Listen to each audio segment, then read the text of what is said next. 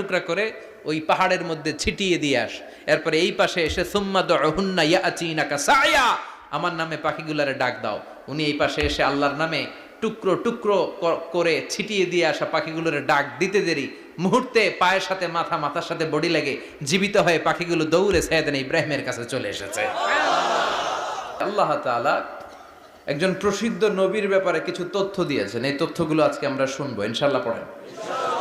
রব্বুল আলামিন বলেন, ওয়া ইয বিতালা ইব্রাহিমা রাব্বুহু বিকালিমাতিন ফাতাম্মাহুন্না ক্বালা ইন্নী জাইলুকা লিন-নাসি ইমামা। সুবহানাল্লাহ পড়েন। যেই নবীর ব্যাপারে আল্লাহ তথ্য দিলেন ওই নবীর নাম ইব্রাহিম আলাইহিস সালাম। সবাই বলেন কি নাম? চিল্লায় বলেন কি নাম?